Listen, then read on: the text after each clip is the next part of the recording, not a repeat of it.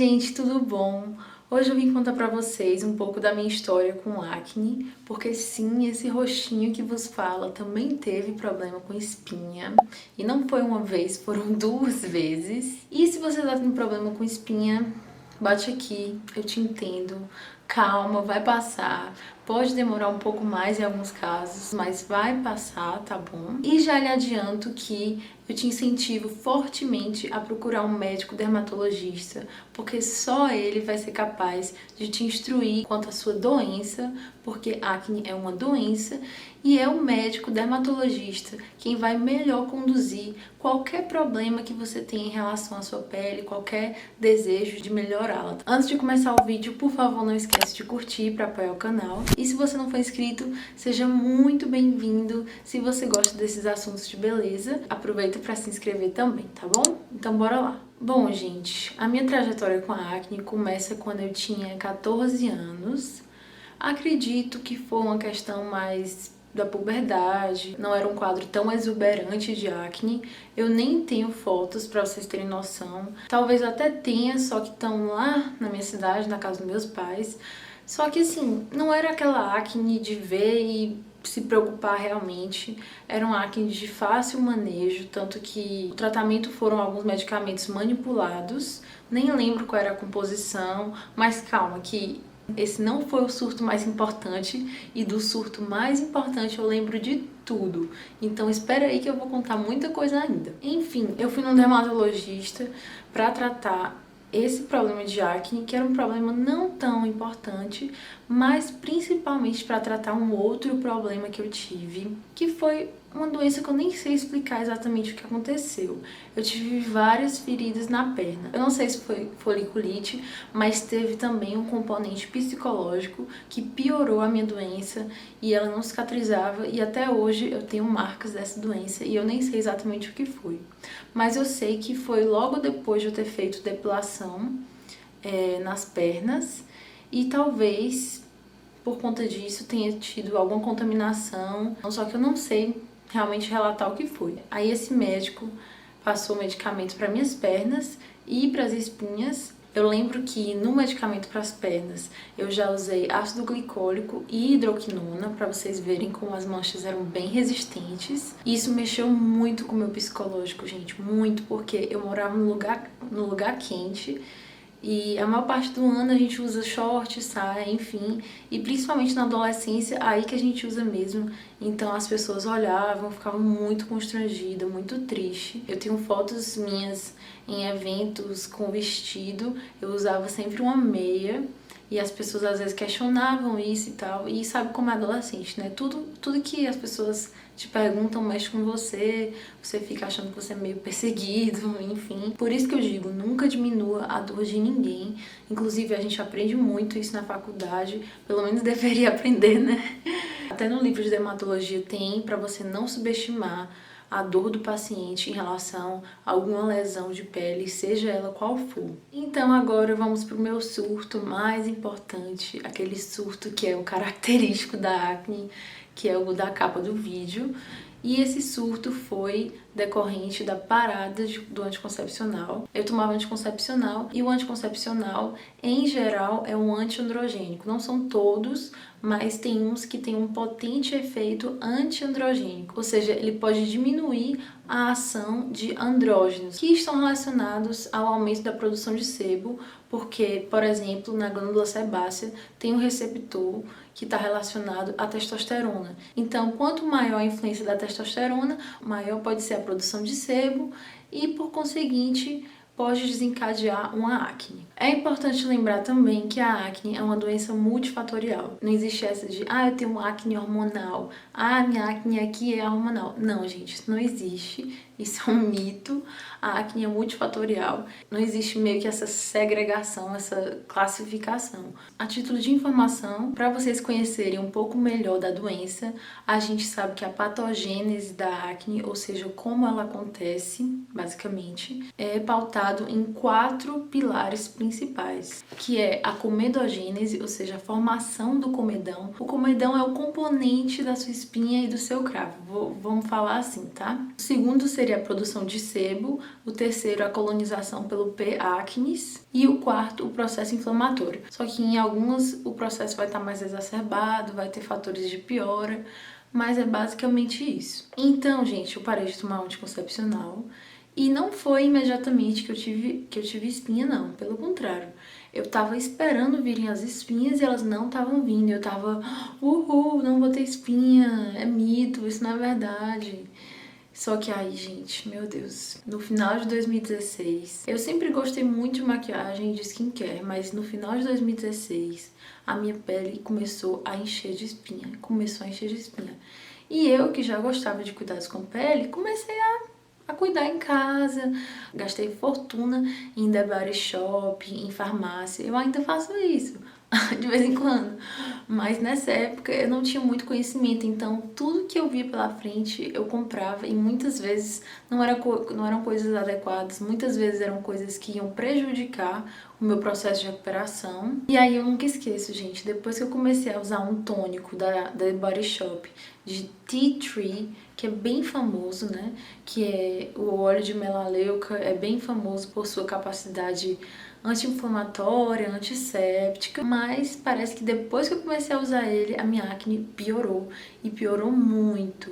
Aí depois disso, gente, eu tive que ir ao dermatologista, né? Só que era pra eu ter ido desde o começo, então eu me senti obrigada a ir depois disso, mas já era pra eu ter ido, ó, desde o começo. Teria me poupado tempo, dinheiro, né, muito dinheiro, teria me poupado a minha própria pele, porque eu comecei a ter cicatrizes, manchas. Eu fui em 3 dermatologistas e eles me passaram vários medicamentos, gente, vários, pra vocês terem noção. Eu já usei ácido azelaico, o famoso Azelã, já usei adapaleno com peróxido de benzoíla, que é o Epiduo, já usei o Vitanol, né, que eu uso hoje em dia como manutenção, já usei, que é a tretinoína, o ácido retinóico, já usei também o Diferin, que é o adapaleno puro, e o Diferin por muito tempo foi minha manutenção. Quando eu tinha 16 anos eu comecei a usar Diferin, e aí eu parei depois de um tempo, acho que eu usei dos 16 aos 18, coisa assim. E aí eu parei depois de um tempo e aí voltei a usar o Diferin também. Tomei antibiótico, tomei outros remédios orais como o zinco, tinha umas outras vitaminas aí que eu tomava que interferiam nessa questão antiandrogênica, mas não foi espironolactona não foi. Eu saberia. Foi me passado também medicamento manipulado. Eu lembro que eu tenho a receita até hoje, claro que eu não vou botar aqui, né? Mas na receita, o gel que ele me passou para o rosto tinha nicotinamida. Para quem não sabe, nicotinamida é a niacinamida. Depois eu vou fazer um vídeo contando por que todo mundo ama a niacinamida. Realmente é um ativo que vale a pena. É um dos poucos ativos que eu assino assim embaixo. E os dermatologistas também, né? Por isso que eu aprendi a amar, porque eu vi que realmente tinha comprovação científica, tinha respaldo de especialista, e por isso hoje em dia eu também amo a niacinamida. Mas enfim, aí, gente, eu usei muitas coisas e não tava melhorando muito, sabe? Nas manchas estavam melhorando, nasciam outras espinhas e aí eu ficava desmotivada. Minha alimentação tava ok, eu praticava exercício. Meus hábitos de vida eram bem bons, sabe? Eu acho que realmente era da parada do anticoncepcional. E a gente sabe que na medicina muitas doenças, muitas coisas são autolimitadas, ou seja, que elas vão passar com o tempo mesmo, elas vão melhorar com o tempo. E aí eu usava muita coisa, meu Deus, muita coisa, não concomitantemente, tá? Foram ao longo dos meses, um produto ia acabando, aí eu usando o outro, um produto ia acabando, aí eu usando o outro. E eu lembro que o último que eu estava usando era o Azelã, tanto que eu tenho foto recém-aplicada de Azelã. E por isso que eu lembro que ele era o último, tanto que ele diminuiu bastante as minhas manchas de acne, né, conhecidas como hiperpigmentação pós-inflamatória. Mas, gente, preciso dizer que durante esse processo foi muito doloroso. Tinha momentos que eu não queria sair de casa. Quando eu saía de casa, eu usava um mega reboco no rosto. E quando eu vi que o meu skincare só tava prejudicando o meu tratamento, eu parei com o meu skincare, gente, parei. Tanto que ficou muita coisa lá na minha casa, na casa dos meus pais, cheinha. Esse tônico de tea tree, por exemplo, meu Deus, ficou cheio lá em casa. E várias outras coisas ficaram lá porque eu decidi parar de usar. Eu percebi que não valia a pena interferir no tratamento medicamentoso prescrito por um especialista, por um médico, com essas minhas receitinhas, digamos assim, com os meus cosméticos. Inclusive, se você me segue há pouco tempo, a minha linha de raciocínio, digamos assim, em relação ao skincare é uma linha mais minimalista, é uma linha com poucos passos, porque eu vejo que muita gente é iludida nesse meio de skincare, achando que um produto é capaz de fazer maravilhas, porém a ação dos cosméticos, gente, é muito limitada. É um ou outro ativo que tem comprovação científica, como o retinol, que é um precursor do ácido retinóico, e a niacinamida também. Mas enfim, aí ao invés de gastar todo o meu dinheiro com skincare nessa época, eu gastava todo o meu dinheiro com maquiagem para me rebocar bastante. E assim foi seguindo. Pra ficar com a pele ok de novo, eu acho que demorou uns 6 meses. Meu surto não durou muito tempo, graças a Deus. Eu já tava bem triste, eu chorava. Principalmente que eu era bem apegada com minha pele, né? Minha pele era uma pele muito boa. Era a pele que as pessoas elogiavam. E, enfim, aí graças a Deus eu fiquei bem de novo, gente. Pode ser, inclusive, que isso tenha me influenciado pra fazer residência de dermatologia, né? Talvez inconscientemente tenha a ver com isso. Agora eu queria falar uma coisa com vocês. Se você assistiu todo esse vídeo e tá se sentindo um pouco frustrado porque eu não tô te dizendo o que fazer, você deve agradecer a Deus que eu não sou mais uma pessoa tentando te iludir. Porque a quantidade de gente que tem na internet tentando influenciar você a fazer uma coisa que ela nem tem certeza, não é que a pessoa tem má intenção, mas se até mesmo um médico pode errar eventualmente, imagina uma pessoa leiga que não estudou, imagina eu que nem sou médica ainda, muito menos uma dermatologista. Então, se você tá esperando que eu vou te dar alguma dica para resolver a sua doença, infelizmente nesse vídeo não vai ter nenhuma dica do tipo, mas não vai ter dica para quem tem realmente a doença grave de acne, que é basicamente acne no grau 3, acne no grau 4.